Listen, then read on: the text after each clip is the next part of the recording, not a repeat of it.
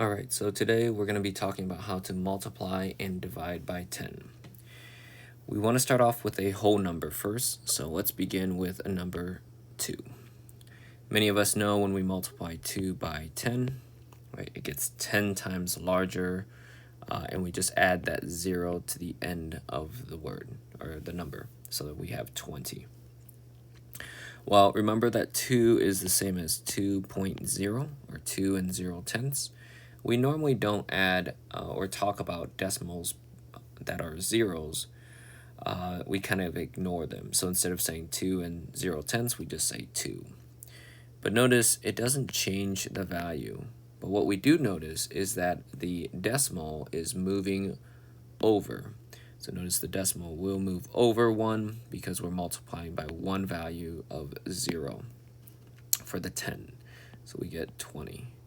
So the same thing would happen if we had 2.0 or 2, and this time we're going to multiply by 100. Okay, when we multiply a value by 10, it will move one position to the right, is what we talked about.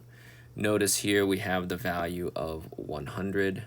The value of 100 is it's the value of 10 times 10. So notice we have two values of 10. Another way we've seen this with the power rule is that this is the value of 10 to the power of 2, right? So we recognize that these are kind of the same way of viewing it. It's just a different way of looking at the values. So just as before, since we're moving the value of 2 and we're multiplying it by 100 this time, we need to move the decimal 2 places to the right. So this is 1 and 2. We'll add our decimal. So that means our answer then should be 200. So we're just moving that decimal and we're adding the 0. The decimal is still right here, just like it is up here, right, at the end of the numbers. If that is the case, then the value for division will be the opposite, right, because multiplying and divide, they're opposite values.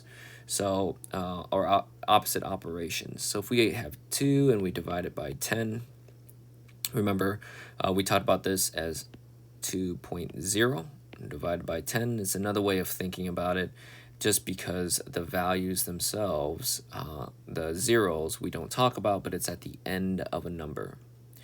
When we multiply, it moves one direction to the right. So when we multiply by 10, so if we're dividing by 10, we would then suspect that it would move one position to the left.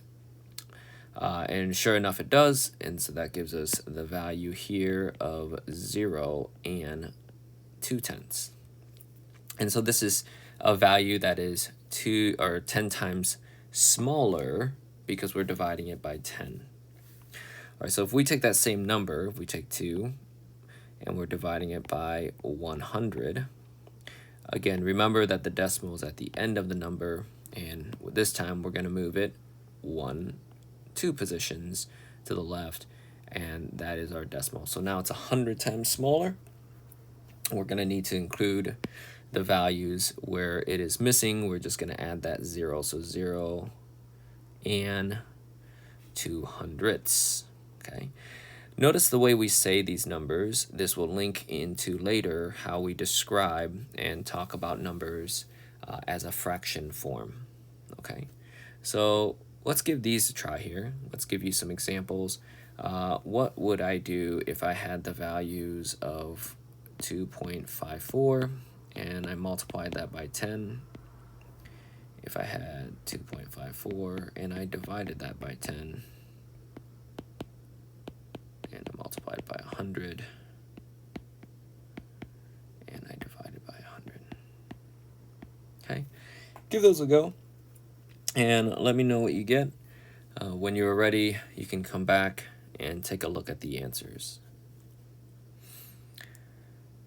For the answers, again, because we're multiplying by 10, we know the values should be getting larger. So it's a really quick way to check, are my values, is my answer actually getting bigger? Notice the numbers should remain the same. So 254, I could actually rewrite the numbers. I see where the decimal is. I'm multiplying by 10, so it should be 10 times larger. So my decimal should go here. So 2 and 54 hundredths. is 10 times smaller than 25 and 4/10. Same thing if I'm multiplying by 100. Notice we have 2 zeros, so we need to move it 2 directions to the right to make it 100 times larger. We will then get 254. The same is applied on the other end. If I'm dividing by 10, it should be getting 10 times smaller, and dividing is going the opposite direction. So I'm going to get 0.254 thousandths. If I'm dividing by 100, it should be moving 2 positions to the left. Therefore, I will get 0 and still the 254, but this time it's in the 10 thousandths position. All right, we'll be handing out more practice in class and online. Feel free to give those a try and let me know how you do.